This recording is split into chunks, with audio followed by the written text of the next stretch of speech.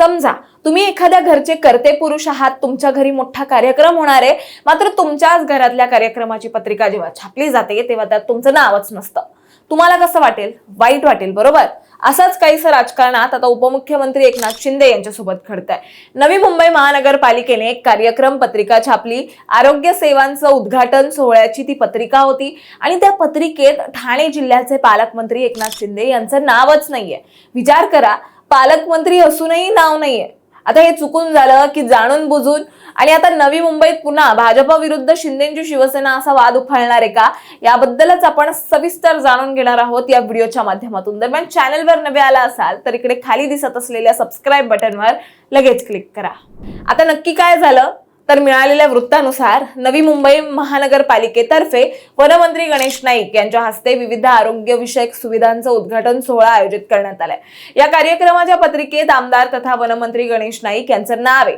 खासदार नरेश म्हस्के आणि खासदार श्रीकांत शिंदे यांचं देखील नाव आहे. मात्र ठाणे जिल्ह्याचे पालकमंत्री एकनाथ शिंदे यांचंच नाव या पत्रिकेत नाहीये. म्हणजे एक लक्षात घ्या, शिंदेच्या मुलाचं श्रीकांत शिंदे यांचं नाव आहे, पण स्वतः एकनाथ शिंदे यांचं नाव नाहीये. आता हा योगायोग आहे की आणखीन काही? यामुळे शिंदेच्या शिवसेनेत प्रचंड नाराजीचा सूर वाहतोय. नाव वगळल्यामुळे एकनाथ शिंदे यांच्या शिवसेनेचे खासदार नरेश म्हस्के यांनी तीव्र नाराजी व्यक्त केली आहे. ते म्हणालेत की या ठिकाणी असा प्रकार होत असेल तर शिवसेनेचे नगरसेवक शिवसेना स्टाईलने उत्तर देणार. आता शिवसेना स्टाईल म्हणजे काय हे वेगळं सांगायची गरज नाही. दुसरीकडे याच विषयावर वनमंत्री गणेश नाईक यांना विचारलं असता ते म्हणाले, मला त्याची कल्पना नाही, आपण महापालिका आयुक्तांना विचारा. म्हणजे डायरेक्ट हातवर केले गेले, जबाबदारी नाकारली गेली आहे. पण प्रश्न तर उरतोच ना, नवी मुंबईच्या मनपावर कोणाचं वर्चस्व आहे?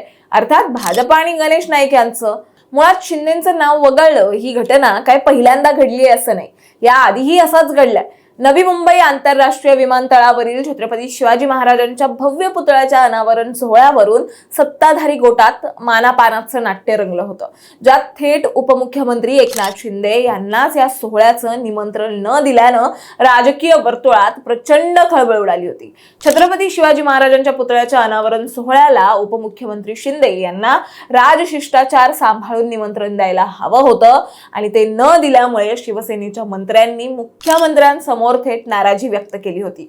त्यावेळी शिवसेनेच्या नाराजीचे पडसाद थेट मंत्रिमंडळाच्या बैठकीत उमटले होते.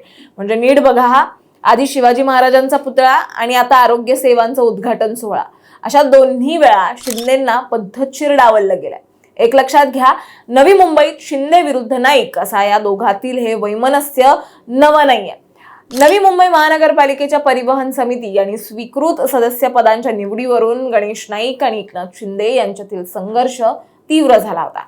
नाईक समर्थकांनी शिंदे गटाला लक्ष केलेलं तर श्रीकांत शिंदेंनी त्यावर प्रत्युत्तर दिलं होतं. आणि एवढंच नाही तर हा वाद तेव्हा थेट सत्ता समीकरण बदलण्यापर्यंत पोहोचल्याचं चित्र दिसत होतं. आणि एवढंच नाही तर या दोघांमधला वाद नवी मुंबई महापालिका निवडणुकीनंतरही थांबला नाही. भाजपने परवानगी दिली तर शिंदे गटाचं नामोनिशान मिटवू असा थेट इशारा त्यावेळी गणेश नाईक यांनी दिला होता. आता गणेश नाईक यांच्याबद्दल थोडक्यात सांगायचं झालं तर नाईक हे भाजपचे ज्येष्ठ नेते आहेत आणि मंत्री असून ठाणे जिल्ह्यात काम करण्याचा त्यांना गेली 30 ते 35 वर्षांचा अनुभव आहे. आणि हाच अनुभव ते आता शिंदेंविरुद्ध वापरताना दिसतायत असं काही राजकीय विश्लेषकांचं मत आहे. महत्वाचं म्हणजे ठाणे आणि नवी मुंबई हा परिसर पारंपरिकपणे एकनाथ शिंदे यांचा बालेकिल्ला मानला जातो. पण याच भागातल्या सरकारी कार्यक्रमांमधून त्यांचं नाव वारंवार गायब होणं हे महायुतीतील अंतर्गत समीकरणांवर प्रश्न निर्माण करणार आहे. मुळामध्ये हा उद्घाटन सोहळा नाईकांचा असल्यामुळे, कुठेतरी वनमंत्री असल्यामुळे नाईक आणि पालकमंत्री असल्यामुळे उपमुख्यमंत्री शिंदे हे एकाच व्यासपीठावर येणार असल्याची परिस्थिती निर्माण झाली असता तसं होऊ नये म्हणून शिंदेंचं नाव वगळलं का असा देखील प्रश्न आता या निमित्ताने उपस्थित होतोय. तुम्हाला याबद्दल काय वाटतं हे आम्हाला कमेंटमध्ये नक्की सांगा आणि अशाच माहितीपूर्वक व्हिडिओ बघण्यासाठी लगेचच सबस्क्राईब करा प्राईम टाइम महाराष्ट्राला.